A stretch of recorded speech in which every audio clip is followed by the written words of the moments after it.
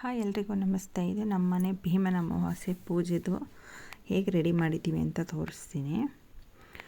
ಬೆಳಿಗ್ಗೆ ಬೇಗ ಎದ್ದು ಕಸ ಗುಡಿಸಿ ನೀರು ಹಾಕಿ ರಂಗೋಲಿ ಹಾಕಿ ಬಂದು ಮನೆಯಲ್ಲಿ ಕಾಫಿ ಮಾಡಿಕೊಟ್ಟು ಮನೆ ಕಸ ಗುಡಿಸಿ ಒರೆಸಿ ದೇವ್ರ ಮನೆ ರೆಡಿ ಮಾಡಿ ಪೂಜೆಗೆಲ್ಲ ರೆಡಿ ಮಾಡಿಕೊಟ್ಟೆ.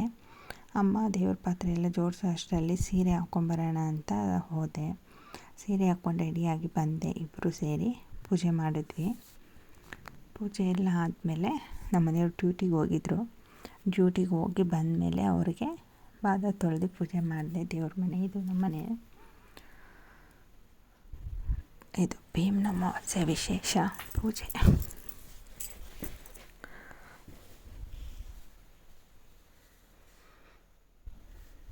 ನನಗೆ ಪೂಜೆ ಮಾಡೋಕ್ಕೆ 1-2 ಅವರ್ ಆದರೂ ಗ್ಯಾರಂಟಿ ಬೇಕು. ಯಾಕೆಂದರೆ ನಮ್ಮ ಮನೇಲಿರೋದೆಲ್ಲ ದೇವ್ರ ಪಾತ್ರೆ ಎಲ್ಲ ಇತ್ತಾಳೆದು ಎಲ್ಲ ಹುಣಸೆಹಣ್ಣು ಹಾಕಿ ತೊಳೆದು ರೆಡಿ ಮಾಡಿ ನಮ್ಮ ದೇವ್ರ ಮನೆ ರೆಡಿ ಮಾಡೋ ಅಷ್ಟರಲ್ಲಿ ಮಿನಿಮಮ್ 2 ಅವರ್ಸ್ ಬೇಕು. ನೋಡಿ ರೆಡಿ ಮಾಡಿದ್ದೀನಿ.